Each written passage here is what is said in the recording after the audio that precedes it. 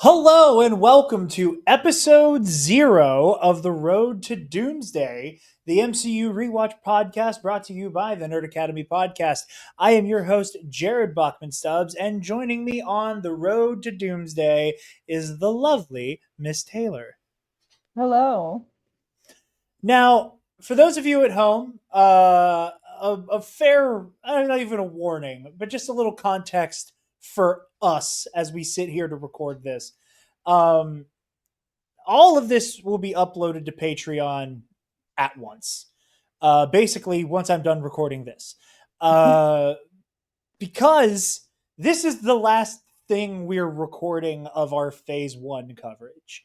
We have already done Iron Man up to Avengers, and just because I took too long to write the script for this episode, uh, it ended up kind of getting punted to we'll do it once we're done with Avengers. So, ironically enough, everything we're about to discuss is after we've already watched the first 6 movies. But this is the first thing that, in the chronological order of this show, and the first thing that non-patrons will be seeing. If you're a patron, theoretically, you could watch whatever episode in whatever order you want to. I can't stop you from only watching the Iron Man 2 episode. Um, you have free will. Um, but Some yeah, of our best jokes were in that episode. there's some great jokes in Iron Man 2. But this is not going to be like every other episode of The Road to Doomsday. Every other episode is going to feature myself and Taylor sitting down to talk about an MCU movie or show. Obviously, we're nowhere near the shows yet, as Thank we God. just as we just finished Phase One earlier today. But I say earlier today, and I've given away the fact that we've changed outfits. But this is the last thing. Same. But the those episodes will be deep dives and kind of us breaking down and putting on our analysis cap, and kind of just like reflecting on the MCU at that point in time, according to whatever project we're discussing, and unpacking its themes, its big ideas, the ramifications we see it has now had with over 10 years of hindsight in some cases. um, so, yeah, that is what the Road to Doomsday is typically going to be. But for this episode, we're going a little bit further back to kind of look at how we got here pop culturally. And I'm excited to do that. I've said to Taylor, those of you who have listened to this, anything on the Nerd Academy channel or podcast feed, know already. I'm a big fan of Robert Evans' Behind the Bastards. Um, I've likened this to that in the I'm going to be reading a research document to Taylor, and she is going to chime in whenever she so chooses. Yep. Um, but before we jump into that, before we jump into the meat and potatoes of that, see, now I'm retroactively putting jokes in earlier places. You're See, doing a great job, sweetie. I'm putting, this is what it's like whenever you had a plan from the very beginning, an airtight plan that never changed at all whatsoever from the very beginning. But a brief word from our sponsors over at Sunday's Bloody Mary. You guys know the drill. Sunday's Bloody Mary has the most badass Bloody Mary accoutrement in the multiverse with their 3-time award-winning spicy mix as well as their mild and traditional mixes if the spice ain't for you. This former bartender trusts only one Bloody Mary mix, and that is Sunday's. The only Bloody Mary mix better than a from-scratch Bloody Mary. If you want to shake up your Bloody Mary game for the rest of your days, go to Bloody Mary, Bloody sundaysbloodymary.com/shop. Mary. BloodyMary.com. I slip of the tongue. Go to sundaysbloodymary.com/shop and use the code TNAP, TNAP, at checkout to get Better. 10% off your order and help out your favorite nerds while you do it. But without any further ado, you ready? I'm ready. All right. I'm trying to not sound like SpongeBob every time you ask me that. I'm ready. Anyway, um, See, this is the part I'm a little self conscious about because this is kind of like low key the first time I've ever really had to just read my own writing to the camera. Um, Read it to me, honey. I know. No, I'm just so used to being an orator. I'm not, reading off the page. Today, the name Marvel holds a pop culture dominance seen once in a generation, and to agree, seen only once with Star Wars. This is not always the case. Before their 11 total billion-dollar box office triumphs, Don't forget Universal Monsters, please. Don't put okay, I don't think Universal Monsters is as big as Star Wars was, but before their 11 total you weren't billion-dollar even box there. office triumphs, Marvel Entertainment Group was a small fish in a vast ocean being passed around from conglomerate to conglomerate with very little value being seen in the fledgling comics titan. In the 80s into the 90s, Marvel Entertainment began to expand into a corporate behemoth and was eventually acquired by. Oh, actually, hold on. Before I jump into that, I almost forgot because you made me laugh at the SpongeBob joke. Most of this is information from MCU, The Reign of Marvel Studios by David Gonzalez, Gavin Edwards, and Joanna Robinson. This book fucking rules. I read it when it came out. We meant to do a discussion episode on Nerd Academy when it came out, and we just did not have the time to get it done. This book is really good. I think there are points in times where they kind of oversimplify what, like, the power of, like, the kind of mythic storytelling, but this is kind of a unfiltered, kind of no like over mythologized look at how the MCU came into being. So I wanted to cite that source up front. There's also like a handful of things I got out of, like, kind of interviews and kind of like, because using Wikipedia as a jumping off point to kind of find certain quotes. Um, but I don't want H Bomber Guy to come after me, so I wanted to make it abundantly clear. A lot of this is from MCU, The Reign of Marvel Studios. I watched that 4-hour video like 5 times in my life already, and I don't want to be in part two. So MCU, The Reign of Marvel Studios. This, we aren't sponsored by Audible, but go get the audiobook. Um, anyway, in the 80s into the 90s, Marvel Entertainment began to expand into a corporate behemoth and was eventually acquired by Ron Perlman for $82.5 million. Do you Um, mean Hellboy? no, not Ron Perlman. So you're going to notice a pattern here. There's a couple people with Pearl in their name, so it's going to get a little confusing. Was it? Wait, Ron Perlman. who's Hellboy? Hold on. You had the answer for me literally this morning. I did have the answer earlier today.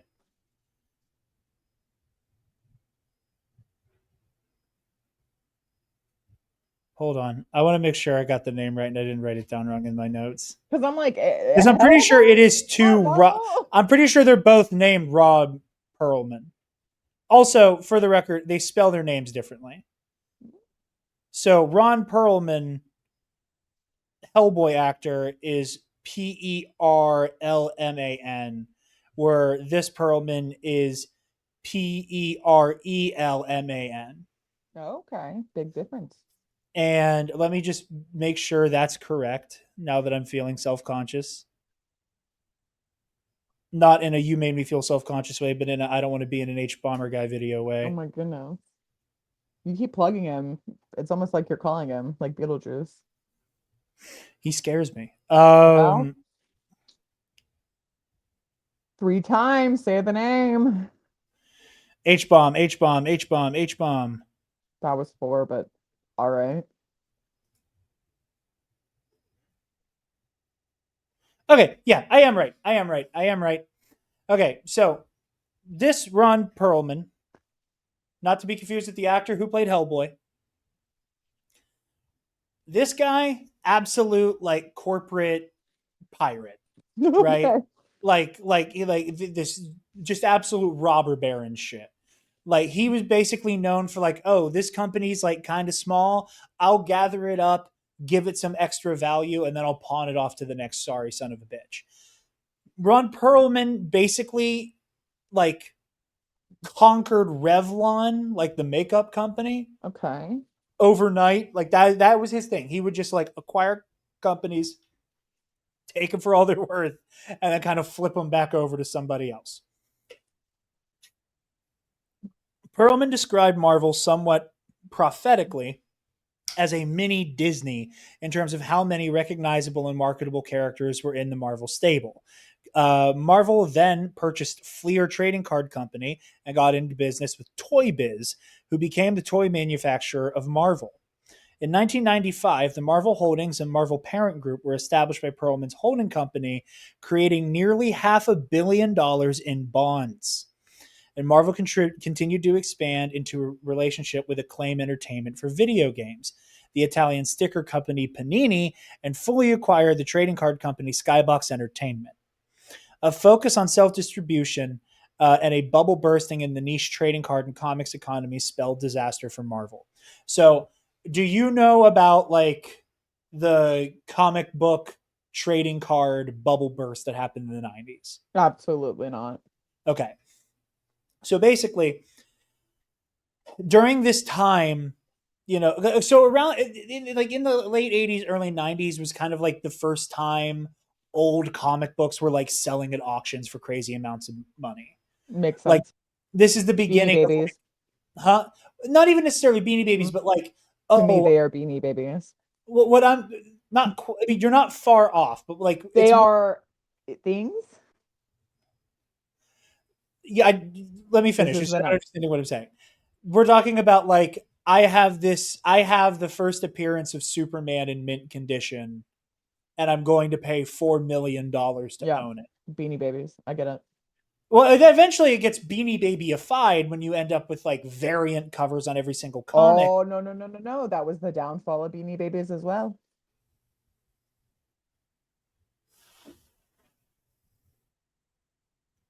Yeah. Continue. Okay. So what what ends up happening is we end up in this weird holding pattern where the comic companies are printing out massive orders of these comics, more than they ever used to. And they're doing all these increased variant covers. One of the reasons why they were encouraged to do this was because a little book called Giant Sized X-Men had one of the most the most profitable sales of a comic book ever. Like that, like Giant Sized X-Men, and they really rebooted the X-Men in the 90s, sold like gangbusters. Again, we're like weaving bits into episode 0 that will retroactively be funny to you at home. um but A like phrase I giant understand entirely. but giant size X-Men sells like crazy, and that helps add to like why we are just pumping and pumping and pumping like just a ridiculous quantity of product into the market. At the same time, trading cards are going crazy right now. Pokemon. I think Pokemon, just traditional baseball cards, all of that stuff, that's having a big moment. So what ends up happening is Marvel is making so much money on the trading card side of things, and there's a bubble building with this like variant comic collector culture in comic books as their own industry. The MLB goes on strike in the 90s, Hmm. canceling the World Series, causing the worth of baseball cards and trading cards in particular, or in any way, to just plummet. So now the trading cards are useless, and now the market is so oversaturated with both cards nobody's really interested in collecting, and comics that are just too abundant. Like most reasonable people don't need 8 copies of the same X-Men book. Funko Pops. It's Funko Pops, baby. It's Beanie Babies. It's You Beanie won't Babies. believe me, I know. but it is. I know. Yeah. Yeah. This part is like the buying a historic comic book like Superman or Spider-Man or Batman or whoever's first appearance. I don't think it's quite Beanie Babies because they're not reprinting those. This is like I picked this up in the 30s and it still looks fresh off of like newsstand, and that's worth money. But this is mass fucking produced, and we're convinced it'll still be worth money one day. Not necessarily. Beanie Babies, they thought were very limited. But Just like my so Beanie Babies. our Beanie Babies. So in 1996, Perlman resolved to fully merge Marvel with Toy Biz. And in July of that year, using mostly money from this merger, Marvel Studios was founded. Now, at this point, Marvel Studios, it goes by a couple names over the years. Sounds real rink-a-dink. Real rinkadink. And it, like, I know we're joking because they're not like $11 billion movies at this point, but like, Marvel Studios could not get a actual Marvel project off the ground to save their life. A lot of it was, licensing out other people's shows. Like Marvel Studios basically got like Transformers and GI Joe on the air. They couldn't get their own shit made to save their life. Stan Lee was a part of it because rest in peace, Stan Lee. You helped create so many of these characters. Stan Lee, not to disrespect the man, also kind of notoriously a fucking carny. Um, and Boo, Jared. Stan, don't boo me. Stan was a Boo, carny. Stan Lee was a proud carny. boo. Stripperella forever. I stand by that. Can I change the theme we're in while we're recording? Cool, I can. Stripperella forever. Sensational. That's his word. Let me get back to the Road to Doomsday theme. Why do you have to change the theme? Because all of the it's basically formatted. Every single clip I have in the StreamYard is under the Nerd Academy / Pro and Noob theme. Mm. And I So you're made. gonna need to come up with new clips for me, babe. I know, or I just have to find a way to overhaul everything. Because Sounds boring and lame. You should just find new ones. see, maybe would see, but like again, this is for you guys the first zero episode of the Road to Doomsday. This is the sixth one for. This is the He seventh and he episode for never us, uses clips for me. and I haven't used very many clips at all in Nope, Road to none. Doomsday. But chronologically for us, this is the first time I was like, I need to play Future saying sensational. But yeah, so Stan's like trying to like option stories and stuff, and he's trying so hard to get like Marvel on a screen, right? And Like obviously like in Stripperella. like Stripperella and Famously on TV. famously TV, Jared, do you think I'm making this up right now? I'm so serious. I know you are. I remember Stripperella. I didn't realize she got a show, but I Yeah, for believe like it. one season. She deserved more. Her story should be told. Stripperella will return in Avengers Secret Wars. I would look, we're not calling it right now, but if I could, I would. If I thought that would make it past Disney, I'd double down right now. That's so funny. But so like Marvel Studios, nothing really comes of it outside of them kind of like producing other people's stuff. Obviously, there are a handful of Marvel projects that hit the screen, in the pre 2000s era. There's like lots of cartoons that happen. Obviously like the 60s Spider-Man cartoon. There's an Iron Man cartoon. Fantastic Four get There's X-Men one. Evolution, We're so not there yet. foundational to my Sure, being as we're a human we being. have not even cracked the year 2000. I am taking us back several decades, and you just jumped 50 years to talk about X Men Listen, Evolution. sorry, couldn't help myself. I got I know. excited earlier. It's like how I can't help myself to talk about another specific movie, but I won't play anything about it because there's a joke later about that, and I want that joke to still feel special. But yeah, so they couldn't ever really get anything done. They're mostly making other people's shit. And yeah, but in this time, eventually we get stuff like the Incredible Hulk TV show with Bill Bixby, uh, where we talk about this in the Incredible Hulk episode where they Lou call him Ferrigno. where Lou Ferrigno plays the Hulk, where Yeah. uh, where they make where they make the scientist version of the Hulk be named David Banner because Bruce was too gay, which is still the Weird name. 70s thing I've ever heard. But yeah, so like Marvel Studios really isn't doing anything, but like it's a part of the company. Um, okay. In 1996, Ron Perlman resolved to fully merge Marvel with Toy Biz, and in July, okay, so Marvel Studios was founded. We got that. In 1997, Marvel Entertainment and all of its associated companies filed for bankruptcy, and a battle for control of the company began as Carl Icahn, another like investor type, waged a campaign to acquire the company's stock.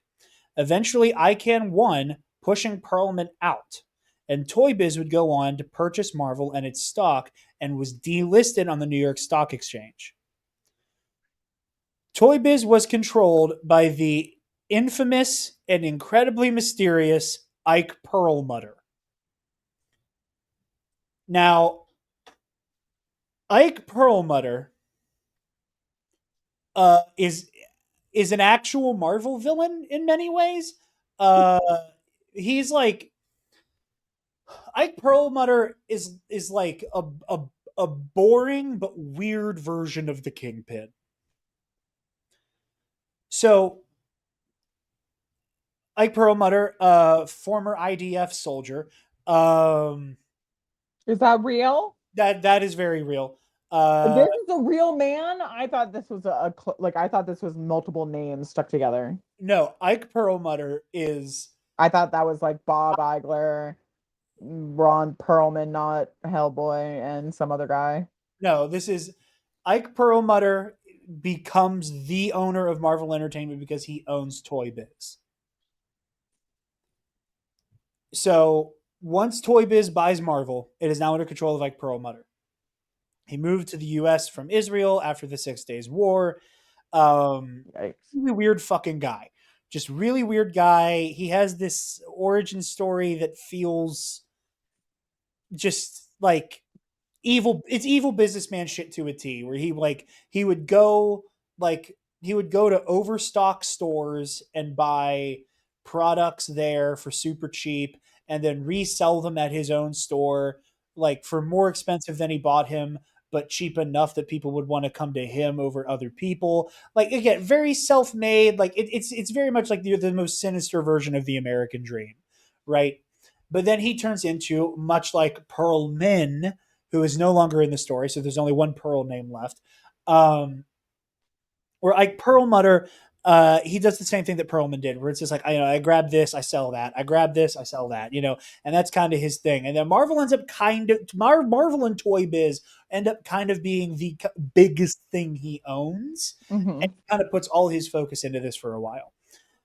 This is my So passion project. This this is is my no, this man hyperfixation. doesn't have any passion but cold hard cash. It's That's just a passion. sure. Um, My hyperfixation. Money. the mysterious, cynical, shrewd magnate went decades avoiding being publicly photographed until he visited his dear friend, President elect Donald John Trump, at Mar a Lago in 2016. Yikes. Perlman was also in league with Avi Arad, the toy maker huckster, who saw the toy selling power of the Marvel pantheon during his time working at Toy Biz. So Avi Arad would become very important a little bit later. This no sounds so good. During this turmoil for Marvel and in an attempt to get use out of Marvel Studios, they began selling the rights to their characters on film. While many of those movies were never made or put into production and made their way back to Marvel in the meantime, the rights to the X-Men, Spider-Man, Ghost Rider, Fantastic Four, Daredevil, Blade, Iron Man, and Thor were scattered among Hollywood. I didn't mean to pop my titties when you said X-Men. I didn't see, so I'll take your word for it. I did. It was, in hindsight, a little bit embarrassing. Embarrassing. Embarrassing. Mm-hmm. So this is when the infamous thing happens. This is Obviously, like I Hulk feel in like here too. viewers at home, this is the first time you're hearing me because this is episode 0. This is why I don't do this. I get flustered. Um, A little nervous.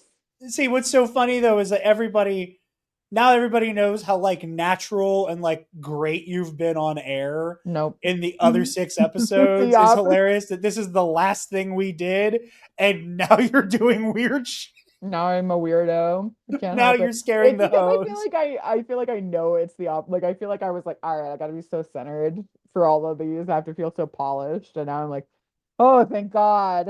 It's the first episode. But yeah, so this is when like the infamous rights selling off to make money back happens.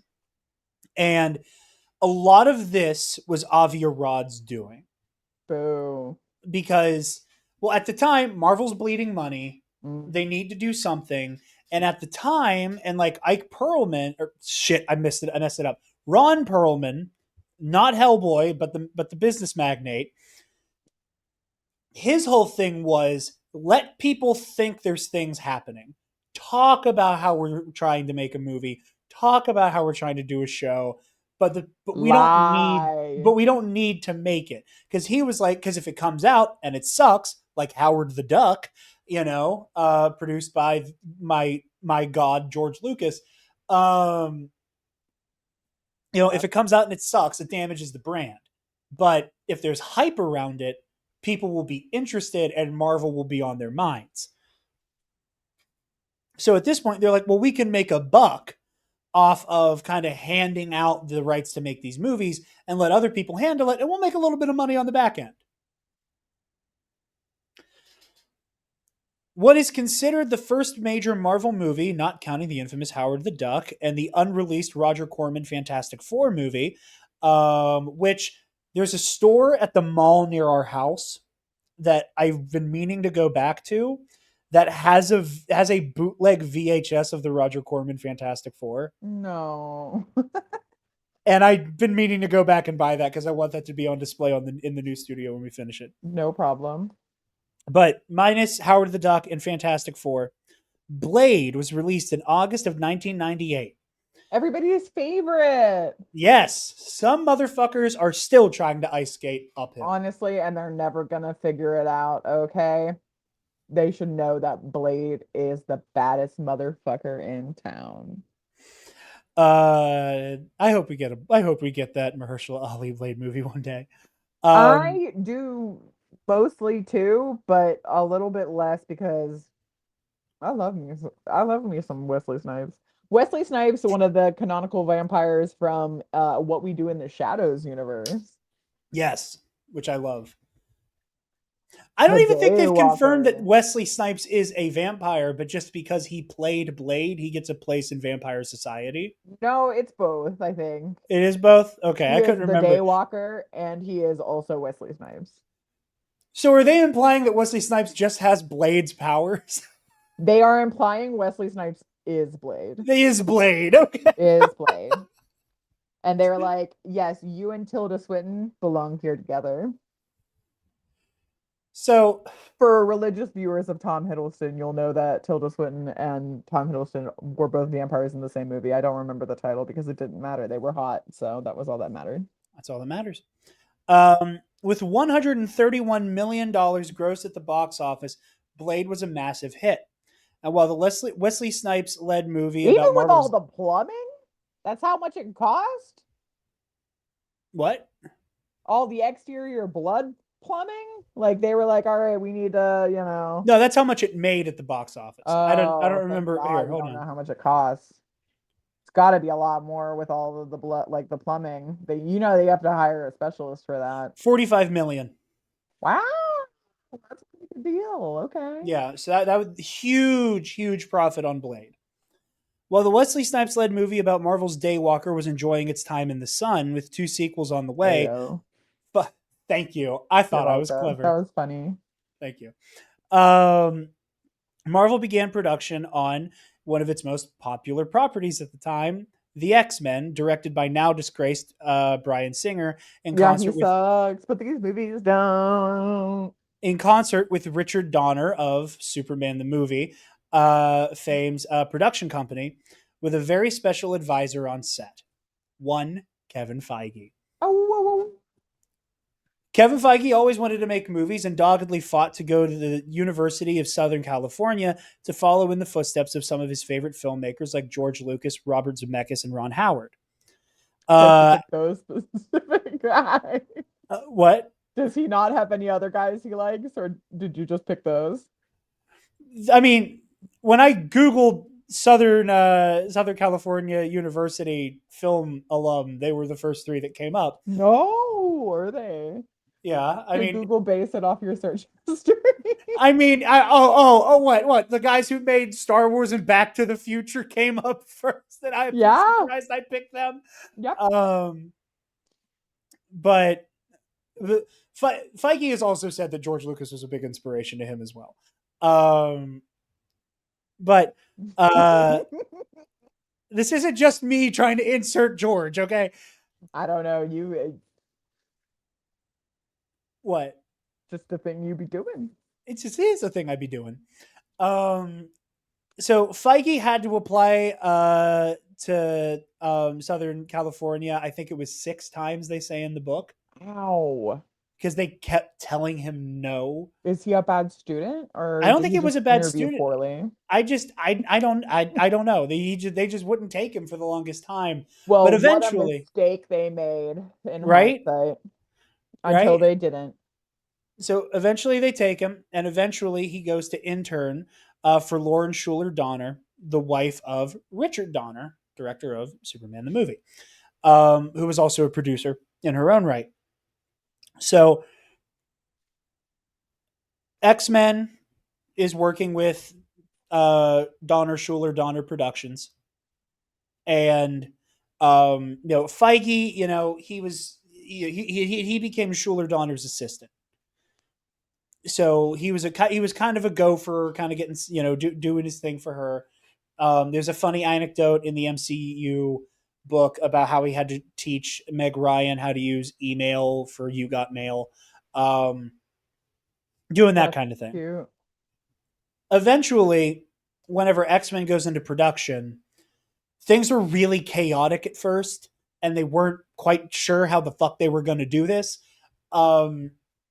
And Schuler Donner sent Kevin Feige to the set to kind of be her eyes and ears on the set of X-Men, and What to a help good decision. and to make sure he was going in there, fully loaded. That is when Kevin Feige became a fan of Marvel. Really? Kevin Feige was not like a dyed-in-the-wool Marvel guy. He's an X-Men girly too, So baby. yeah, so like whenever he started out, he was like, when I was a kid, he's like, I think his exact quote was, "I had the action figures and I had the underoos." He was like, but I was like, but I wasn't really reading the comics like that. But when it came time for him to be able to help on the set of X-Men, he was like, I'm going to read Everything I can get my hands on. all of X-Men. I'm going to read X-Men. What volume? Yes, I'm going to read X-Men. And Well, he because I did. feel like at that point there's such a like there is not the, we're gonna take this storyline and we're gonna adapt that. It's more so like I feel like we're gonna adapt the idea. So it's funny you mentioned that. That's something Kevin Feige starts talking about as early as like being the aide to a producer, and he does end up with a credit on X-Men, but like I believe he does, but he like We'll find out during Taylor's X-Men rewatch. we will, but like, he starts being like, well, they do it this way in the comics, so let's just do it that way, and just going, well, this is that, we should do this, and people keep telling him like, no, it'll look silly, it'll look stupid, it'll feel ridiculous. And But it's like that's the point. Kevin Feige's like, who fucking cares? He's like, there's always the chance it looks ridiculous, but we won't know if we don't try. Is kind of Kevin Feige's rationale. I lost my place. Okay, here we go. So, despite Bryan Singer's insistence that the set be comic book free to maintain his personal vision for the mutants, Well, Feige good. Boo on him. Kevin Feige was constantly smuggling them in to offer them to the cast to help guide them through their characters and what they were trying to Yes. embody. A Yes. young Kevin wasn't a lifelong Marvel fan, but he earned his true. I already went through that part. Um, Kevin should have beat up Bryan Singer on set. um, yeah, so Feige would go on to be a producer for Marvel Studios, helping to shepherd most of the Marvel movies for the 2000s. What happened to Bryan Singer? I hope everything bad, maybe. Yeah. The next major win for the Marvel brand was Sam Raimi's Spider-Man. Whoop, whoop. Jarod, When what are you wearing? Toy Biz made a final desperate play for ownership of Marvel in the 90s, Avi Arad said that Spider-Man alone was worth $1 billion. An understatement, to say the least. Again, with Feige on set, the Sam Raimi's first Spidey flick grossed over $822 million, with the total box office of every single Spider-Man movie as of now totaling to $9 billion. Wow. What was the budget on the first one? Budget on. I think I had this written down and then I lost it. The Sam Raimi Spider-Man movies were such a, I think, foundational memory for everybody who is into is into superhero films at this Oh, yeah. point. And if you did not watch it, shame on you. Like, genuinely shame on you if you have not watched Spider-Man at least 1 and 2. Listen, 3 Is a perfect movie. I will Um, give to you, but you are crucially missing out on some of the greatest, not only sound effects, but scenes. Because if I prayed to God, the Christian Lord, and asked for some random man to die, that's fucking crazy. But like, that's a main point in this movie. the budget for the first Sam Raimi Spider-Man movie was just shy of 140 million. And it made 900. No. So it made 822 million. Oh, okay, so I was actually pretty close. You weren't far off, but all of the Spider-Man movies put together. So Raimi, Yeah, Webb, yeah. MCU, Into and Across the Spider-Verse total at 9 billion. So Avi Arad sold Nailed it. the value of Spider-Man a little short. Hold it up the creek, if you will. Um, to aid in the production of Spider-Man, Avi Arad, Laura Shula Donner's blessing to offer Kevin Feige a full-time position as a producer with Marvel Studios. So after X-Men, when they were going into production on Spider-Man, Avi Arad was like, we need this fucking guy. Because this guy low-key saved X-Men. And went to Laura Schuler Donner, again, whom he was just the assistant to. It was like, no, dude, run it back. And Avi Arad, in he works for me now. One of his few objectively good business decisions he's ever made. Listen, I'm not a good businessman, but I make occasional good decisions. He recruited Give me him. Give me. He recruited Feige with Laura Schuler Donner's blessing. Originally envisioned as a James Cameron picture starring Leonardo DiCaprio as Peter Parker and Arnold Schwarzenegger as Otto Octavius. Terrible. I hate it all around. Due to convoluted rights disputes over Spider-Man, the film never came to life, but was reworked. And Christopher Columbus, the Home Alone and first 2 Harry Potter guy, yeah, I know that, not the conqueror, rapist, slaver, yeah. And David Fincher were considered to direct before the unexpected entrance of Sam Raimi. Breaking records upon release, Spider-Man was an unqualified smash hit, allowing Perlmutter to close Marvel's remaining debts, and most importantly to Avi Arad, toy sales were massive. Hell yeah, said Avi. So, important thing about Avi Arad, also Ironically, I mean, this is one of the reasons him and Ike Perlmutter got along. They both were Israeli expats. Oy. Um, Avi Arad claims to have also served in the 6 Day War, but a lot of people say he's full of shit. IDF Stolen Valor is a wild look, That is but crazy. I've actually known in real life women from the IDF that I studied abroad with. And listen, Avi, don't fuck with me because I'll call them bitches in.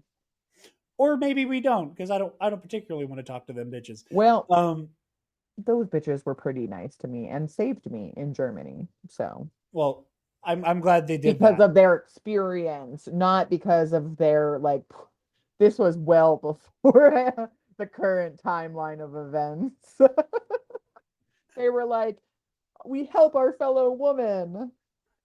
Well, that's nice. That's nice. Yeah, I don't I know can where they are support now, and I'm feminism. cool with that. I also think we don't want to know where they are now. But anyway, Not with what I know about them. um, but yeah, so like Avi Arad, like you said, he was at Toy Biz. He got his start like selling toys and shit. Like he was a toy maker. Like again, like everything about him is just cartoonish and goofy and silly. Um, but he's at Toy Biz. He wants to be a big movie producer because, of course, he fucking does. Because that's what every huckster in the industry wants is to be a movie producer. Um, Sounds pretty easy when you don't have to do any of the work. right? But like Avi Arad's thing was always like he always described things as whether or not they were toyetic, and like Okay, I hate how that. how easily can I make this into an action figure? Was Well, Avi Arad's I bet he hated Doc Ock. Spider-Man too. I know. Because I'm he quite the looks opposite. sick as fuck. Yeah, like that was his whole thing was I want to make this an action figure. Will kids Yeah, want to stop buy making it this? so good. It's Um, but yeah. gonna be more So expensive to print. despite the overwhelming success of Spider-Man and X-Men, in particular, Marvel was not bringing in much of the returns of these smash hits. From Spider-Man and Spider-Man 2, and again, like we said, almost $900 million from Spider-Man 1 alone. Marvel themselves only saw 62 million in profit. That's crazy. Enter David Maisel. David Maisel, an entertainment business jack of all trades and lifelong Marvel fan with an outlandish idea, approached Ike Perlmutter at a lunch at Mar-a-Lago in 2005. No, Um, this is a not Donald two thousand Trump. five Mar-a-Lago. No. 2005 Mar-a-Lago. It's not. We don't know it's compromised yet. We do in hindsight. Maisel's grand design was to create a business model where Marvel would maintain more of the box office gross instead of it slipping away to the major studios. Tension between Maisel and Arad arose as the full vision of Maisel's scheme came into focus, and Arad feared such moves would render him obsolete. Avi Yeah, Arad sometimes highly bitches are just mad about your ego and can't handle it, and they want to axe you for no reason. Avi Arad highly doubted the abilities of Maisel to create an actual studio. Sometimes you prove them wrong. One of Maisel's first big moves was exploiting the direct to home video rights of many of the characters Arad had loaned out. So the rights that Avi Arad was selling You're off, gone. again, Hello. the Fantastic Four, the Pause. X-Men, Spider-Man, back after what may have been a mild technical difficulty.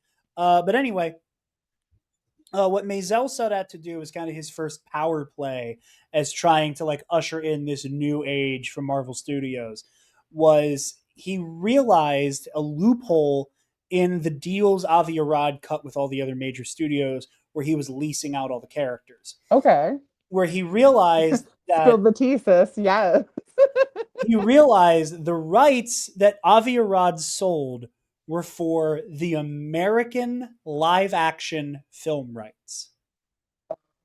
And Avi said, I'm not from around here.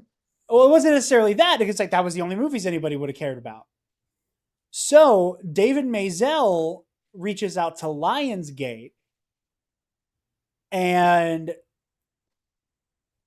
with like Marvel Studios maintaining most of the creative vision, which was another thing that Marvel wasn't happy about, was that like a lot of stuff in these movies wasn't strictly comic accurate.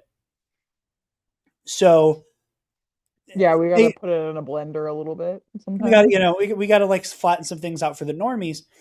So he reaches out and he has made the Ultimate Avengers animated movies.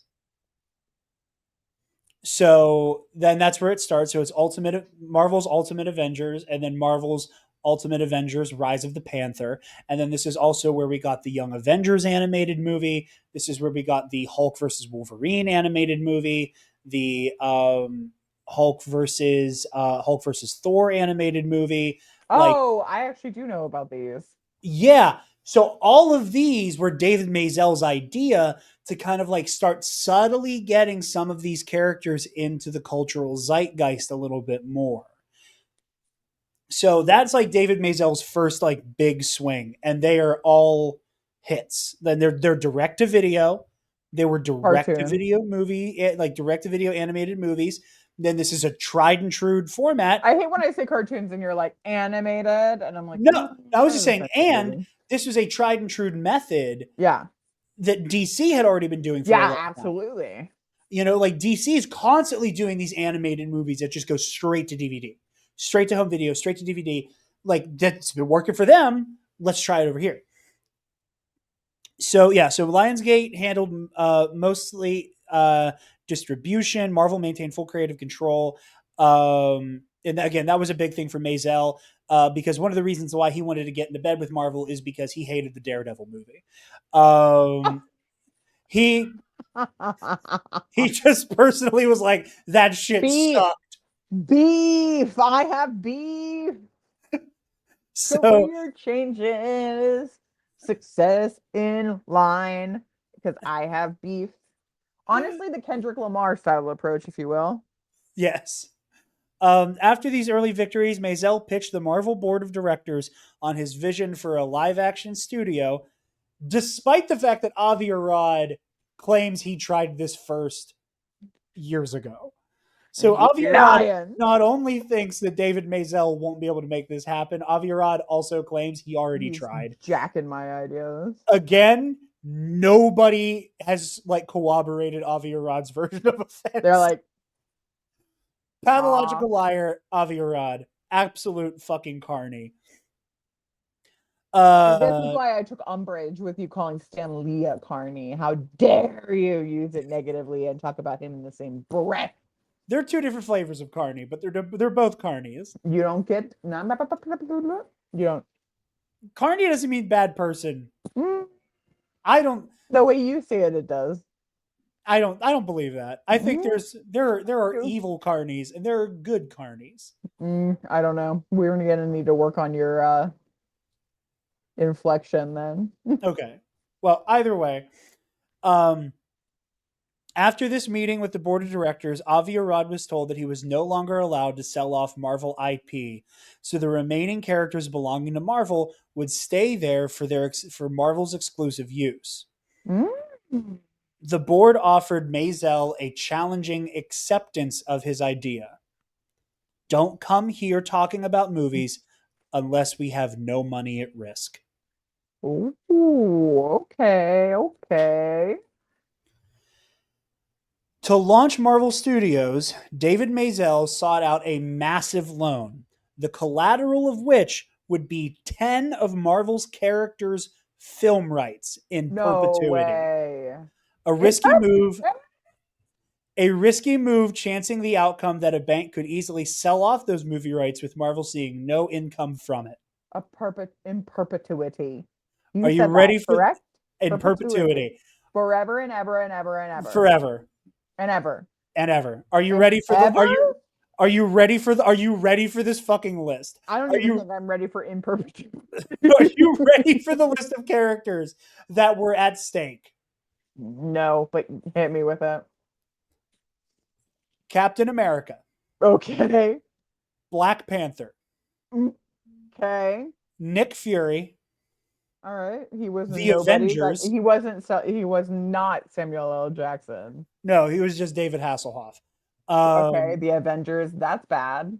so I don't know if that meant like the. I don't know if that meant I like feel the like that means Avengers the as a title. concept or like as a team. I think it means as a title. Because Iron Man and Thor were still technically out there. Yeah, I think it's a title. Like you cannot call a team the Avengers with any of these Yeah. folks involved, even tangentially. Ant-Man, Cloak Mhm. and Dagger, All right. All right. A Doctor baddie, two Strange, baddies. Doctor Strange, Hawkeye, Who Power cares about that Pack, guy? and Shang-Chi. You know These are the what? Listen, okay, I'm not gonna say, I'm only gonna say this once, and I'm never gonna mention it again, which is a lie. But how dare they consider selling the rights to Hawkeye when famed solo social media presence Jeremy Renner was able to not only take on the mantle, but create his own foundation with it. Like truly. it's genuinely fucked up for them to even consider. Maybe I feel too strongly about Jeremy Renner. Maybe you do. Maybe Maybe you do. Unless there's a like-minded individual who also wishes for there to be a place where you can speak only about Jeremy Renner. you you must speak of such a wondrous You place. know what? I couldn't even imagine. You know what? We should cut this part out of the episode, and not bring it up again, because I don't want anybody to steal our idea about a Jeremy Renner social media like Truly, I think if I had website. access to an exclusive Jeremy Renner website, social media page, where I could only discuss Jeremy Renner things tangentially related, I think Jeremy Renner would see my vision for a Hawkeye Legolas crossover the world has never seen. Okay. I But think having Legolas in purple with the wings, um, mask, of course, duh. He was in the circus. Um, and magic arrows, game changer. game changer. Absolute game changer. And I think perhaps only one other person in this world, God love them. God love them. Because they survived a snowplow accident. I think they only understand. I And agree. I'm sorry. I'm sorry. I'm sorry. I derailed this entire episode to discuss my fervent love uh of the one, the only Jeremy Renner. So real quick, I'm gonna go back over this list of characters. Just not that's nothing to do with your Jeremy Renner. Like Weird obsession. I actually do love him. I'm not I gonna know, yeah, lie. he's great. It's just He sings that song on SNL, and I just I want to go we're gonna back have to over it. add that for Sharon.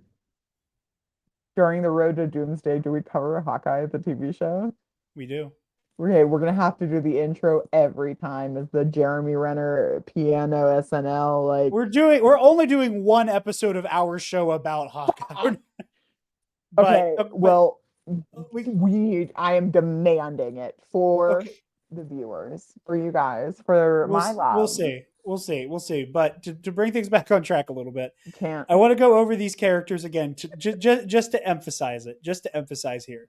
Captain America, Captain America, Black Black Panther, Nick Panther, Fury, Avengers, Ant-Man, Cloak and Dagger, Doctor Strange, Hawkeye, Power Pack, Shang-Chi. Like this is the slate. This is like if this doesn't work, Marvel has no ability to themselves have the rights to these characters. Any bank who would have agreed to these terms could have sold them to Warner Brothers for all they were concerned. And now, legally, Captain America can be in the Justice League, at least on film. Yep. Like, those are the stakes. That's crazy. That's game over.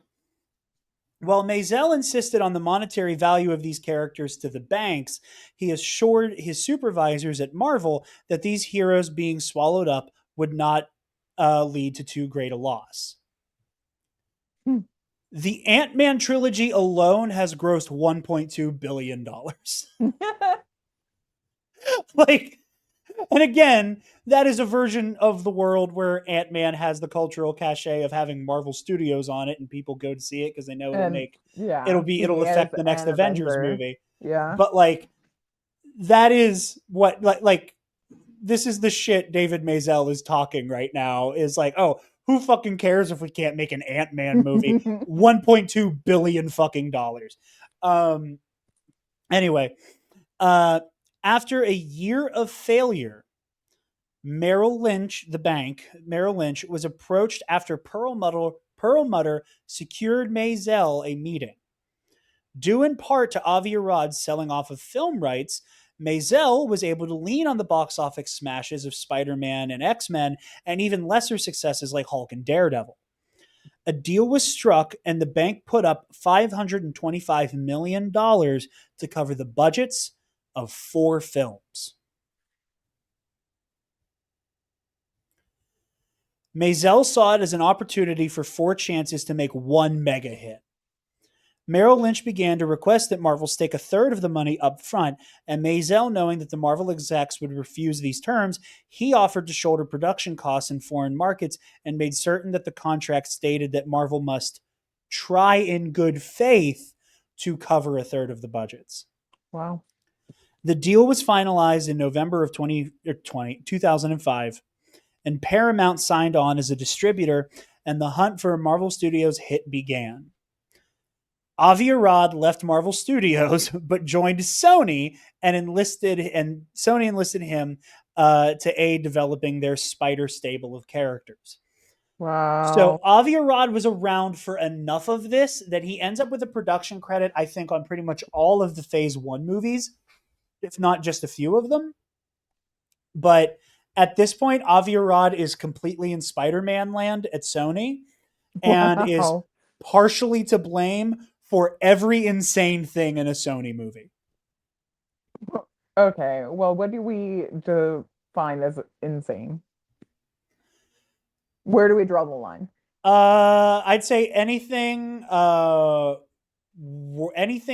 crazier, anything from Amazing Spider-Man 2 and crazier is an Avi Arad decision.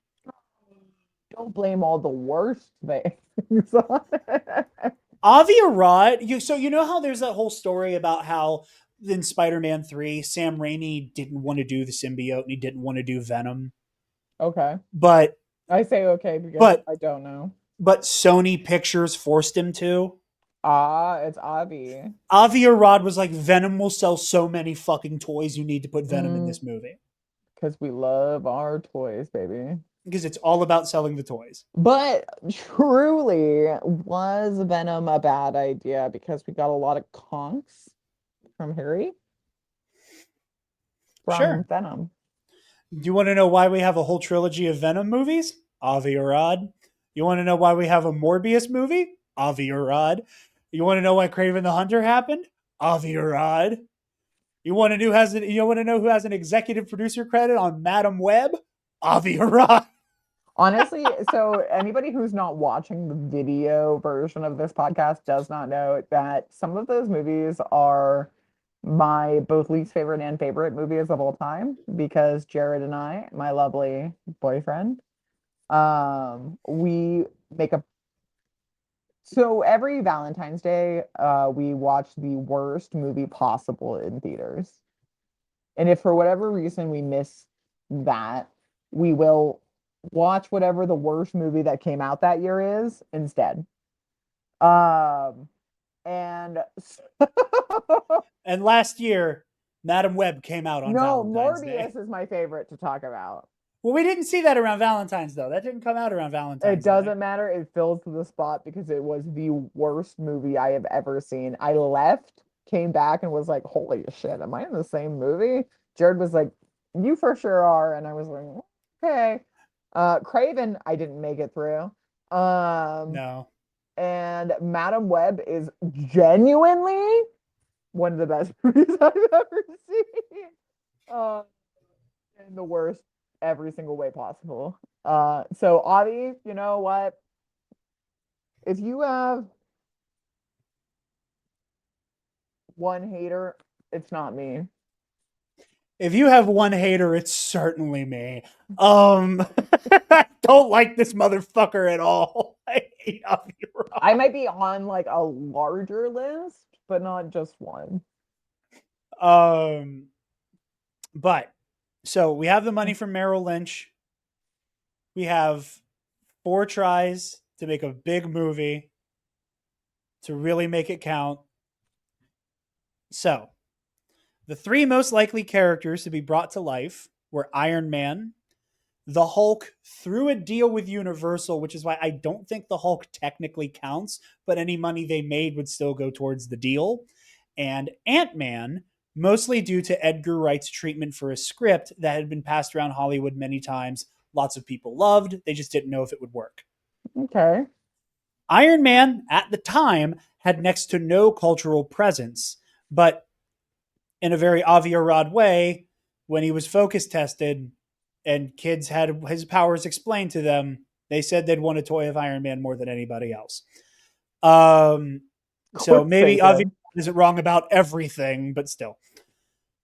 The goal was to launch both Hulk and Iron Man within 2 years, a feat Perlmutter doubted Feige was capable of. Despite the unprecedented success of Spider Man, Hawley was lousy with superhero mid carders and flops. The only real movies that rose to the top were things like Nolan's Dark Knight trilogy, Sam Raimi's Spider Man movies, and X Men. Then you had some like middle of the pack, movies like Ghost Rider and Fantastic Four. And then you had the shit all the way at the bottom, like Catwoman and Blade Trinity, that nobody fucking liked. Uh, Oh, except you have top I of the love pack I like love Blind X-Men Trinity. movies. This was the arena that Iron Man was set to enter. Now, I do want to take a break for a second and talk about Ike Perlmutter and just like this man's insane leadership. Because, like, again, the motherfucker is a pirate. Like, and I don't mean in the punk rock way. I mean in the like, I am driven by like a psychotic level of greed and cutthroatedness. And he's also like super fucking conservative. Um, we were supposed to get, I'm going to say Carol Danvers because I don't know if it was Ms. or Captain yet Oh, it would have for at the sure time. been this. Um, but we were supposed to get Ms. slash Captain Marvel and Black Panther in phase 2. That was the plan. Ike Perlmutter, every time it was brought up to him, was like, do you really think A woman and a do you black really man. think a superhero movie led by a broad and a black man will sell? Was his whole thing. Even though Blade brought the fucking house down, even though this whole empire is He built on said, the well, what if foundation of Wesley Blade. Snipes wasn't even there? but like so like that was what was going on with like Perlmutter. Like he like remember whenever everybody was like, oh, look at all of the merch for these Avengers movies, and Black Widow was on none of it. Yep. Yeah, that was Ike Perlmutter because he said these movies are for boys and young men. No Who one's got gonna okay? want an action figure of a broad. Let's look at the time period. Who got Teen Titans canceled? The studios, because they were selling toys to too many girls, not enough boys. It was no longer becoming profitable for the industry because they were no longer selling to boys. Yeah, Teen shit like that. Titans, go! Yeah, so like that's who Ike Perlmutter is as a human being. On top of donating very heavily to the Donald Trump campaign in 2016. Yoy. Again, the only time Ike Perlmutter, because he was also super reclusive, he went to the Iron Man premiere in a disguise so no one would recognize him. Like, for the longest time, people relied on sketches of Ike Perlmutter to know what he fucking looked like. Like Creepy. he's like the goddamn Baba Yaga, man. Like he's fucking he went to the Iron Man premiere in a Groucho Marx mustache so nobody would know who he was. It wasn't until someone caught him going into Mar-a-Lago to hang out with Trump before he was inaugurated for Wild. people to figure out what Ike Perlmutter looked like. Also, those of you at home may remember in the news whenever there was that whole like mini scandal because they're a dime a dozen when Trump's in office, uh, where like there's this like weird fucking like triad of guys who aren't in the government low key running the VA. Yeah, one of them was Ike fucking Perlmutter. Like I cannot emphasize enough Oh no. how much of a weird, shadowy figure Ike Perlmutter is. This guy is an actual supervillain. But Iron Man's production was complicated in a way that parallels the seat of their pants adventure that Star Wars had back in the 70s. Those of you who know the story of how A New Hope was made know that movie went through a bunch of rewrites. It was saved in the edit. Nobody understood the screenplay. Everybody felt ridiculous. Every single studio in Hollywood told George Lucas to kick rocks until basically a friend of Lucas stuck their neck out for him at Fox. Like they had to move heaven and earth for this movie to happen. And even when it was about to come out, like a lot of the cast were hiding that weekend because they didn't want to be recognized as, hey, you were in that shitty space movie I just saw. Like, against all odds, Star Wars changed pop culture in the same way that Iron Man and the MCU changed pop culture. None of this should have worked. Like, Yeah. y'all will hear me say in the Avengers episode that we recorded today, but well, you won't hear until it comes out, or unless you're a patron and you're hearing this all at once whenever you want to. Ooh. Like I say repeatedly, none of this should have worked. And this is what I'm talking about. Like, they had to wait for the Iron Man rights to come back from New Line Cinema because they didn't do anything with them. Nobody knows who Iron Man is, and maybe he'll sell toys, but like nobody knows who the fuck this guy is. Nobody gives a shit about Iron Man. Like all of these things. No, like it's all of the Marvel B-listers. All anybody cares about at this point in time, truly, are like Spider-Man, the X-Men, and maybe Ghost Rider. Like that is their main Which bread is and butter. And the Hulk. crazy And the that Hulk. that is what like people expect from Marvel at the time. Looking at Marvel now. Yeah, and I should say, and the Hulk as well. But like that, but those are their heavy hitters, you know? Like DC, like they had Superman and Batman. And that's to say Wonder nothing. Woman. Yeah, Yeah. and again, and they had Wonder Woman that people were always clamoring for. Like they had this cultural cachet where like people will always go to see Superman and Batman. How do we pitch people on fucking Iron Man and Captain America? Like how do we do that? So, Feige wanted Jon Favreau for the project, appreciating his character-driven sentiments as a creator and for how efficient he was with the budget of Elf. Fav centered the production on one word on a whiteboard: plausibility. Casting Tony Stark was a difficult feat to manage. Already, Stark was not the archetypal leading man. Rumors flew around about Tom Cruise for an earlier version that was supposed to be with New Line, and then Johnny Depp was circling as rumors to play Tony Stark when Marvel Studios began their project. How crazy. But are there actors outside of Marvel's reach, but were like out of reach for Marvel because Yeah. they don't have Tom Cruise or Johnny Depp money right now? Real life QAnon nutcase Jim Caviezel auditioned and was considered. And the studio personally wanted Cobb Vanth himself, Timothy Olyphant. Um, Ooh. I would have been interested to see the alternate reality with Timothy Oliphant. I would be I think interested in that. I think that would have been good. Were the front runners initially, and Sam Rockwell was also in consideration How funny. until, of course, Jon Favreau met with Robert Downey Jr. Marvel felt Downey was too risky with a series of flops in his record, despite the fact that he had recently won an Oscar for Chaplin. But Jon Favreau saw the potential of having a man who shared Tony Stark's lifelong battles with both legacy and addiction, and thought he was just what the picture needed. With Favreau and the Marvel executives at a stalemate, savant casting director Sarah Haley Finn suggested Jon Favreau have Downey provide an audition tape. With only 3 weeks to prepare as many scenes, Downey fully committed to doing everything he could to secure the role. As one of the writers on Iron Man said, there was a lot of conversation with a lot of great actors. Then Tony Stark walked in. Despite the strength of the audition, the New York offices at Marvel remained steadfast against Downey's being cast.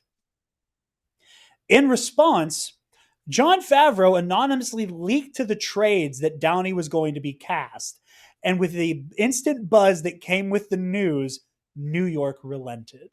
Wow, John, you little sneaky snake. You little I sneaky snake, John Favreau. I forgot until I was like rereading the book and like gathering my notes that Jon Favreau leaked to the press You little sneaky snake. he was going to be cast. It's the same thing Ryan Reynolds did to get the Deadpool movie made. Yep. You know, I love when creatives just go, fuck it, watch this. It's very, very funny.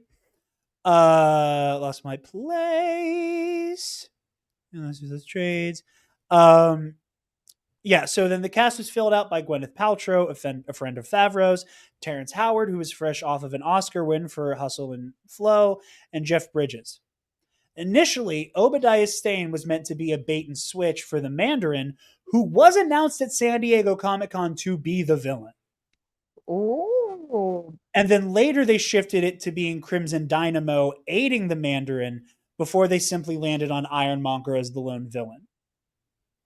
Jeff Bridges bristled with the lack of a complete script during shooting, but eventually looked at Iron Man as a big budget student film, a notion enforced by production staff with raucous cocktail hours. So basically, what would happen? I think, yeah, let's say we talked about this during our audio commentary. This was in the happen background yet. segment. Yeah, so yeah, we'll talk a little bit about this in next week's episode. Which and is our fun to wooden say. popsicle stick, Gwyneth Paltrow. But yeah, so like Jeff Bridges didn't like the lack of a script, and again, like neither did the wooden popsicle stick. But like this is part of why I compare it to the production of Star Wars. Yeah, like that movie again with all the other shit. Like I hear like the production crew, you know, and all the artists and shit, like they basically were just partying it up and drinking and acting a fool while they waited for Favreau and the writers to come back and go, okay, here's the scene we have to do today. Make it work. You know, make the set happen. Do the makeup, do the this, do the that. So like while they're all waiting, they're boozing and partying and like playing this goofy fucking dice game with Jeff Bridges with like rubber pigs and shit. Is where this like real or are you making this up? This is fully real. This is fully real. But again, go back to the 70s. This is exactly what ILM was doing. This is exactly what ILM what was the doing. Game called? I don't remember. I didn't write it down. Well, but I thought it was funny. How do I play dice with pigs? I don't remember. I know in the book they talk about how at one point Jeff Bridges stuck one pig's face in another pig's rear end and said, "Look, they're making bacon," which fucking. So Jeff Bridges is actually the funniest man who's ever lived. So Jeff Bridges is actually the funniest man who ever lived. But like ILM, like they were doing the same thing. Like while they were waiting for George to come approve all the insane shit they made in a day, you know, they would be like, okay, we're done now. So like, let's drink, smoke and like play on a water slide out back because there's no central air in this shack we're holed up in. Like it's so reminiscent of Star Wars, and it truly does feel like in so many ways that Jon Favreau is kind of a spiritual successor to George as a filmmaker. Yeah. Like, Yeah. you know, I like understand. Yeah, and I understand. I hate it. I understand where you're coming from. I understand the greater meaning behind that for you, which is the current Star Wars universe. yeah, like if you like it truly, I'm getting weirdly emotional talking about it. I don't know why. It truly feels It's like if you because take this we are watching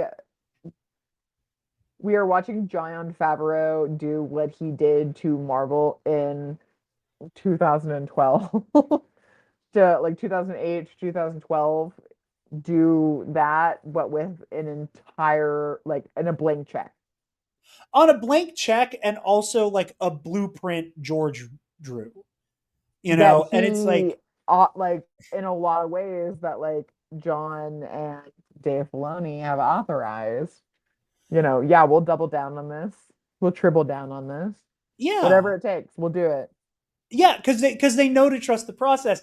And like again, I don't want to make this all about Star Wars, but like to take a brief detour, I think the thing that like has me so emotional in a weird way is like, you know, George is getting up there in age, and you know that's a day none of us want to think about, and it's a day that we all want to push off for eternity. And I pray it doesn't happen soon, but like there's something just really beautiful about the fact that if you take Jon Favreau and Dave Filoni and you put them in a blender, you fucking end up with George Lucas.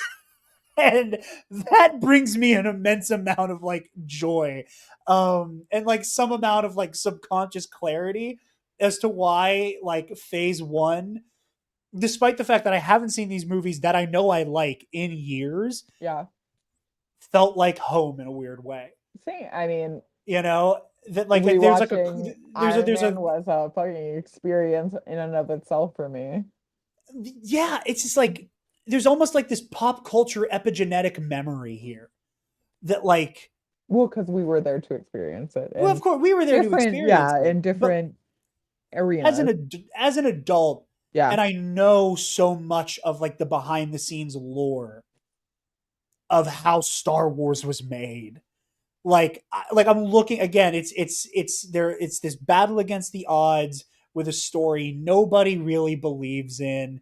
That even the actors involved are like, "What the fuck is this?"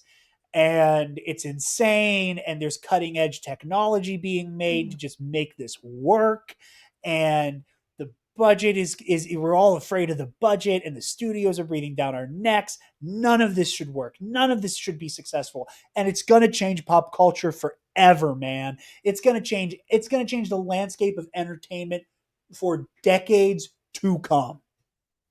And I can't read a story like this and not think about how George beat the odds and gave the entire studio system two big fucking middle fingers. And when I made my thing the way I wanted it, suck it. And now this is a like multi-billion dollar franchise. Anyway, enough about Star Wars. Um, Within 12 days, a shooting script was finally written, though it wasn't strictly followed, as Favreau saw how much Downey thrived on the ability to improv through scenes. The script changed so rapidly that fully constructed sets were taken down without being shot on, and hair and makeup had to redo their work on the fly. Even though Gwyneth Paltrow also was not as comfortable with the improvisational environment on set, her chemistry with Robert Downey Jr. carried them both through scenes, aided by Favreau adding things that Paltrow said on set into dialogue, Mm. including the scene where Pepper is correcting Tony on some of the minutiae of his art collection. The production of Iron Man necessitated help from the U.S. military for props, sets, and personnel as extras. To offset the propagandistic elements of the military's effect on the movie, the Ten Rings were intentionally presented as a multicultural organization with Oh, yes, from their. Hungary. So this is funny. The banner, like the flag of the Ten Rings, is written in Mongolian Oh. because Kevin Feige kept saying, and like, so some of the writers were like, we shouldn't use the Mandarin. They were No. like, none of us are comfortable with writing the Mandarin as he is in the comics. Um, They were like, that might be a little racist. so they're like, we're not, so we don't really want to do that. And Kevin Feige was also like, you know what? If we get to make him another one of these, eventually we'll find a way We'll to make figure them. it out. We'll find a way to make the Mandarin work. But since the Ten Rings, Shouts out next week shouts for out next not week. current this week, but Yeah, our next week where we cover Iron Man 3. our real life next week. But they were like, okay, so maybe we can do the Mandarin at some point. But since the Ten Rings as a concept, like the actual magical rings, are so closely tied to the Mandarin, we're going to keep that name for this terror organization. Well, let's link it back because in the comics, the Mandarin claims to be descended from the Mongols and like Genghis Khan and They shit. were like, okay, let's do some research. So Run the numbers. So the sword. So if I remember correctly, the swords on the flag are Mongolian swords, and all of the Correct. text inside of the rings are like connected to like the Mongolian royal families and shit.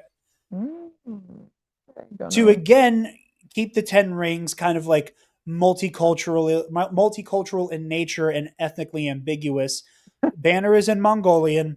They're all speaking Hungarian, and they were sure to cast Tony's savior Yinsen as Iranian American actor Sean Tube. So they very much were like, we do not want to like paint Middle Eastern They people were like, all right, we with a know that the fucked up war, broad brush. yeah, there is a war on terror right now. Not our war. All right. We're only gonna fall into it subtly. A scene showing the bipartisan nature of warmongering was cut, showing the amount of weapons acquired by the Ten Rings, ranging from every president from Reagan to W. Bush. Oh So my like they were so like the script God. originally was in like the movie was originally intended to be very much more about the idea of Tony being not just anti my weapons hurting people No, but and being war. anti-war. Yeah. Like not only are my weapons here, but government's weapons, the armies, the Yeah. navies, the et cetera, et cetera, et And they cetera, get et into a cetera, et little bit of cetera. that with like, you know, Obadiah like double dealing to the Yep. Ten Rings and to the Yep. government. But, you know, that was supposed to play a larger part in Iron Man. When it came time to design the armor, the legendary Stan Winston company that helped design the Terminator, some of the animatronic dinosaurs for Jurassic Park, stuff like that, molded a design based by comic artist Adi Granov. The brilliant minds at ILM provided the cutting edge technology and CGI for Iron Man. Not only did they make all of the action possible, but also created the now iconic heads up display for Tony's helmet so that they could still show RDJ's face even when he was in the armor. This is also really funny to me. Despite a practical explosion that was done for the final battle where Obadiah falls into the arc reactor, despite a practical explosion causing a scene with LAPD being called into the set and all of the improv antics Iron Man, the movie wrapped within 4 months of shooting. Wow. Unfortunately, the 3-hour rough cut made them realize that they were all incredibly displeased with the ending, and reshooting it was going to be a Herculean effort to organize and complete in time for a barely year away hard set release date. They recalled the writers and they pitched the idea of Stain not understanding the icing problem that the early versions of the suits have, allowing for the fight to have a more personal edge to it. The script for the new finale was submitted mere moments before the WGA strike of 2007 began. Oh my God. Again, this movie should not have fucking happened or worked in the That is first place. crazy. I think the book says like it was 11:45 before the clock struck midnight. And the next day the strike began officially. Like it was one of those like effective midnight I November whatever the fuck yeah. we are on strike. They got it in 15 minutes before nobody was allowed to touch Holy anything. hell. Wow. And without this, we would have nothing. Without this, we would have nothing. Iron Man was a massive hit delivered on the backs of risk after risk, banking on being underestimated. The age of the Marvel Cinematic Universe had begun. Let me pull up my notes for the Iron Man episode just to hammer home. You guys will hear this again next week. So, of the $525 million that they got from Merrill Lynch, Iron Man cost $140 million. Wow. Iron Man grossed $586 million worldwide. I remember you telling Scotty and I this, and both of us had the same reaction. But And at that point, again, because this is being told in some weird, like reverse Pulp Fiction ass order for us, I withheld. I don't remember if I said the exact dollar amount I that they think you had did. on loan from Merrill Lynch. No, yeah, definitely not that. Because That I'm we pretty did sure not I know. withheld that so I would have dramatic irony in reading this to you. Yeah.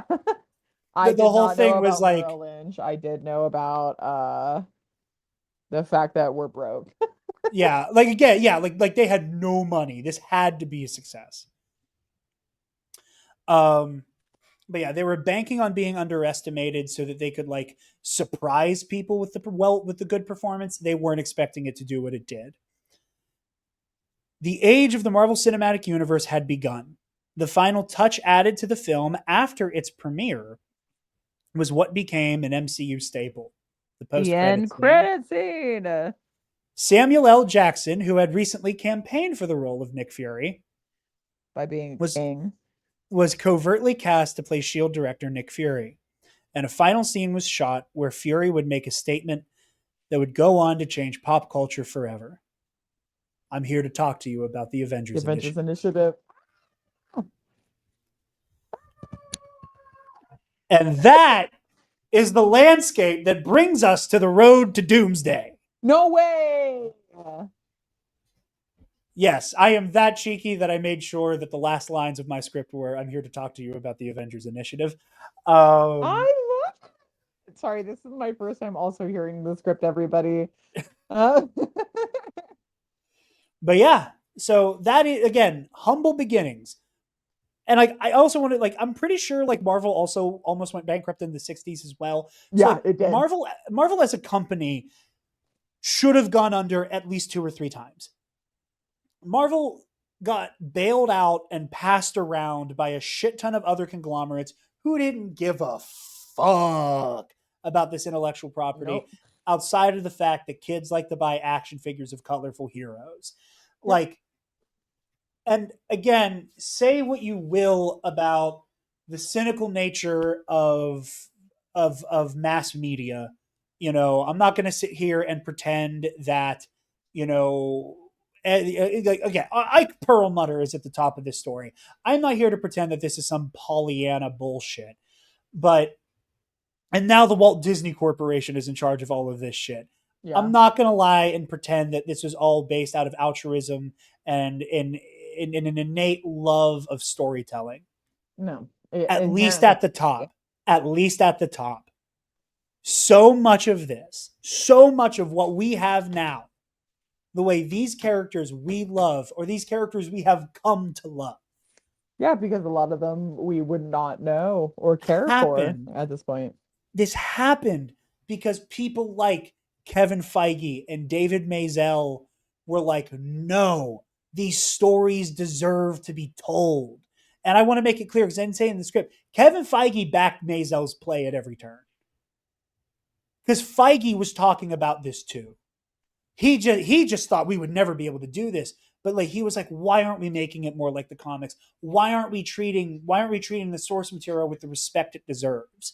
Why aren't we believing in the people who told these stories before us to let them influence the stories we're telling now? Like, so much of this was built on the back of believing in the power of modern mythology. And now we're here. At the end of all things. Like, again, your your cynicism is validated eightfold by people like Bob Iger and I almost said called him Bob Paycheck because I do that as a joke. Bob Bob Chapek Paycheck. and Ike Perlmutter and Ron Perlman. Your cynicism and your inability to like take the creative process at face value. I get it. I understand it. I don't blame you for it. But the people who actually had the ideas, the actual creatives, believed in what these stories are about. And that is what matters the most to me about this shit. Is believing in stories. And yeah, that's how we got Marvel Studios, baby. But yeah. Next week, unless you're a patron, in which case you can watch or listen to it immediately after I'm done speaking. You can catch us next week with special guest Scotty J. Rowe of the Bombad Cast talking all Oh, about Iron Man. Uh, my actual low key, perhaps tied for first favorite movie of Phase One, Iron Man. so, what is it for you? Iron Man, Thor? It it's truer than you could think. That's actually crazy to me. It is. It's crazy to me too. Rewatching the Phase One films has rewatching Phase One has reinforced ideas that I remember having as a youth. But more importantly, as somebody who loves storytelling. And I told Jared this as an aside before we started this episode that doing Phase One had like I for the viewers, my personal history is when I was in college, I was a psych major with an uh English literature Shakespearean background. Like that was my minor. Yes. Um Shakespearean literature and Greek literature was my dual minor. And rewatching a lot of these films really re-inspired me to want to look back. And during some of the reflection episodes, I have made different comments towards characters and storylines that I firmly believe, but rewatching this has made me want to revisit the ancient or um, Shakespearean roots. Uh, and some of those are Achilles and Patroclus. For me, is Captain America and Bucky Barnes. But not only that, but different. I see so much of Tony Stark in not the Odysseus we would know in the current media, um, but the Odysseus we would know as a leader, as a unfortunate warmonger, but more so as a charming man who knows how to get home.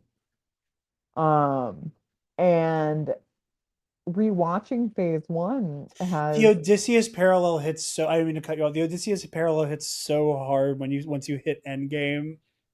yeah, it's Because like now he does have a wife and kid waiting for him. and how does he get home? Um, Oh god, I'm getting there emotional is now. none. Like there, and you know, I think that is something so like my favorite Shakespeare tale is Hamlet for various extremely like personal reasons. It's Hamlet, it's Macbeth, it's um all to do about nothing. It's all's well that ends well. It is Romeo and Juliet. I have a lot of very I have a lot of favorites, and rewatching Phase One has brought back a lot of the love for me in these fields. Again, Captain America and Bucky Barnes, seeing that and knowing what is to come from Phase One, but from far beyond is so Achilles and Patroclus. This is my love and I will do anything for. Um, and those are things to come for later discussions. For sure. Um, for, the Iron Man of it all of, uh, you know, where does the ego die? Where, like, at what point do we cross the threshold? It's very Macbeth for me. What's done can never be undone. And Iron Man, I feel like Tony, Robert Downey Jr. he does such a great job of what's done can never be undone. The genie is out of the bottle. I have created this monster, a monster we have yet to see as this is episode 0, but we will continue to see in phase 2 and 3 of the greater Marvel universe, that your actions have consequences, no matter how endearing or good they can be. And I am so excited to traverse that land, uh, and navigate it. You know, you know what I really want to show you? Like, I know you want to watch Sunday Night Football, so I do I won't tonight. desperately want to watch Sunday Night Football. I know Insane. We are we defying gender norms at every corner. well, I'm about to say I am currently actually watching Sunday Night Football over there. So if my eyes go that way, I am like, where is Tucker? but now I've mentioned this before to you on air. When I was in 4th grade, there was this documentary on the History Channel that I'm not kidding when I say this. When I was in 4th grade, I watched it every day getting ready for school, and I've been it was there, called not with those kinds of documentaries, but others. it was called Star Wars: The Legacy Revealed, and it was all about the literary, philosophical, religious, historical like backbones of what in the real world inspired Star Wars. You know, its politics, its sense of spiritualism, like everything about Star Wars and like its ties to Campbell and the monomyth and where those concepts come from. And that was the first time I heard Joseph Campbell's name and became obsessed with his work and what he represents and um, the hero's journey as a concept. And that that informed at a very very young age. I was 11 years old, and I was like trying my best to understand what the Campbellian monomyth is, and going, oh, this isn't just laser swords. This isn't just cool people in cool outfits with cool weapons doing cool shit with flashing colors that make my brain go burr and video games I like to play because Sometimes when you bring up like old timey psychological heroes. I'm like, let me Google them because I remember this, but from college and not not from like discussions on superheroes or Star Wars. And it is I always so learned about the impressive to Cyclops. I me. learned about the Cyclops from the Odyssey, not like from Epic or a college class, but from like a professor talking about how, oh, that's very akin to the Millennium Falcon being stuck inside of the Exogorth in Empire Strikes Back. Like Again, shit. yeah, again, I just mean like it is every time that you hit it, you're like, the Campbellian X, Y, or Z, and I'm like, I recall that, and it would have never hit me to recall it here, and not in a bad way, and not in like I wasn't thinking deeply enough into the text. Like it was oh, I never considered it that way, I guess. Yeah, but like that, but like what you're saying right now, though, with like the like you're watching these and you're seeing that like, oh shit, like this is just the modern version of X Tale through a superhero lens. Well, Like of that course, is, but that's yeah, the nature. I mean, that is the nature of yeah, all hero tales. yeah. I just Yeah, mean yeah, what that is the monomyth. what Yeah, I mean is that when you drill really home about it and you hit the like Campbellian nature, like I'm trying to give you your flowers and you're really not trying to take them. okay, I'll shut up. Uh I'll shut up and accept my flowers. it just is one of those situations where I'm like, holy shit, I never could have interpreted it that way. Because I am very precious about my ancient history and I am very precious about my storytelling. I am a Shakespeare girly through and through. And I am an ancient Greek mythology girl through and through. And when you hit it out of the park, I just try to give you your flowers, and I don't need a rebuttal. I'm just trying to handle your bouquet. I appreciate it. I was just trying to low key give you credit for starting the conversation down the path it's on. But yeah, like I said, and that's why this shit means so much to me. You know, like again, I anybody who is listening regularly to the Nerd Academy podcast does not need to listen to me go on my spiel about the way that genre fiction is looked down upon in a very elitist, shitty way. You guys have heard me say that enough as is, and I go on to talk about it a lot in the Thor episode. So you don't need to hear me say it right now. You But mean Kenneth Branagh's best movie? Not ever, but in Marvel. um, sure. But I gotta keep that joke where my hip be at for when the episode comes out. Ooh, Um, but to be or not to be. that is where the hit be at. Um, but anyway, that's what this is, man. That's what this is. It's mythic. It is all Yeah. mythic, and it's beautiful, and I love it, and I am so excited for Avengers Doomsday.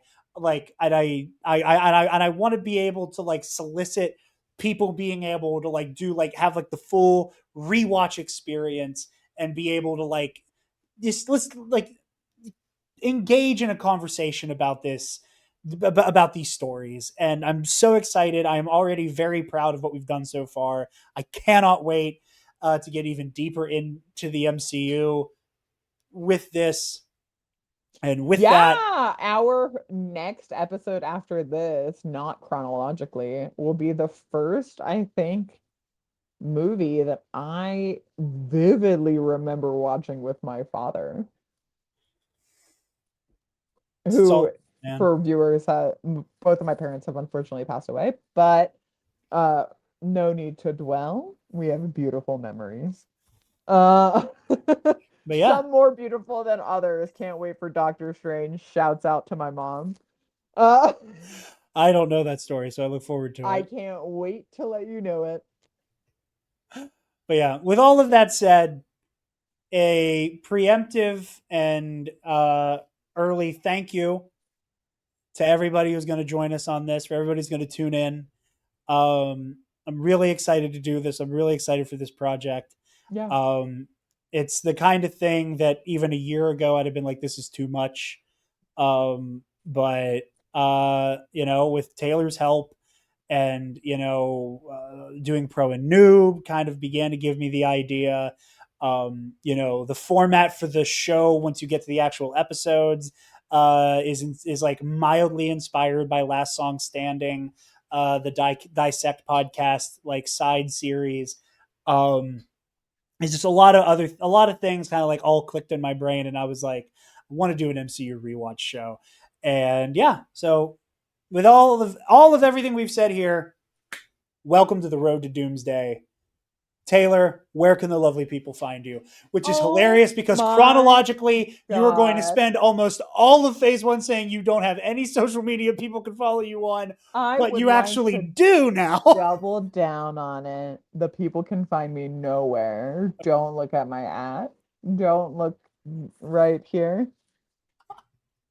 And no, no, no, no, no. Especially not on Blue Sky because it doesn't exist yet. It does for you, obviously. But you can find me. God, I want to make it. I want to keep it. You can find me nowhere. Okay, you You can can find find me her nowhere. nowhere. You can find me nowhere because I have to keep it consistent. Okay, if I am not one thing, I am gonna be consistent. You can Yes. find me nowhere. I feel like I should leave the StreamYard just for fun. You can find me nowhere, except for here at the Nerd Academy podcast. You guys can find me personally at Dark Jedi 2552 on Instagram and Blue Sky. Um, and again, if you're catching this in your podcast feed on the YouTube channel on October 6th and any day after that, if you want early access to every single episode of The Road to Doomsday, including at time of upload on YouTube, all of Phase One will be available Yep, to watch or listen to. Will be for available at the five however dollar much tier. you want to enjoy it. Yeah, it'll be available at the $5 tier on Patreon. Audio. We'll be doing audio commentary tracks for every movie.